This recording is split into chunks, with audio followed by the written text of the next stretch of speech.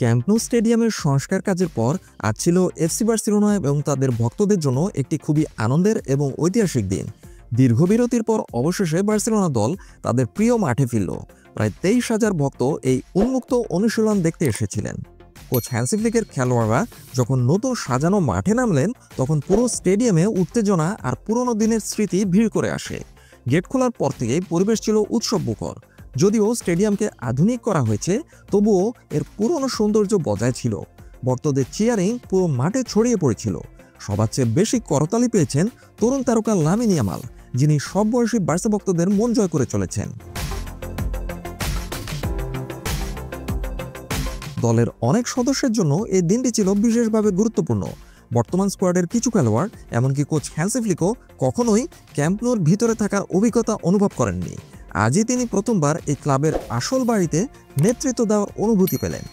এছাড়াও ভয়েচেক শেজনির মতো খেলোয়াড়রা আগে প্রতিপক্ষ হিসেবে এই মাঠে খেললেও এখন বার্সেলোনার খেলোয়াড় হিসেবে মাঠে নামলেন। এছাড়াও mark Casado, Dani Olmo, Fermin Lopez এবং পাউ কুবার্সির মতো একাডেমির তরুণ খেলোয়াড়রা তাদের জীবনে প্রথমবার এই বিখ্যাত মাঠে পা রাখলেন। ইনজুরি থেকে ফেরা গোলরক্ষক জোয়ান গার্সিয়া এবং উইঙ্গার রুনি বার্জিও আজ প্রথমবার এখানে অনুশীলন করেছেন। ভক্তদের সাড়া ছিল দেখার মতো। এই উন্মুক্ত অনুশীলনের টিকিট কয়েকদিনের মধ্যে বিক্রি হয়ে যায়, যা দেখায় বার্সেলোনার সমর্থকরা তাদের প্রিয় মাঠে ফেরার জন্য কতটা উদ্গ্রীব এবং কতটা আগ্রহী ছিল। দীর্ঘ কয়েক মাস ধরে মাঠ সংস্কার এবং অস্থায়ী স্টেডিয়াম ব্যবহারের পর দলকে আবার ক্যাম্প ন্যুতে ফিরে আসতে দেখে ভক্তরা খুশিতে উদ্বেল হয়ে গিয়েছিল।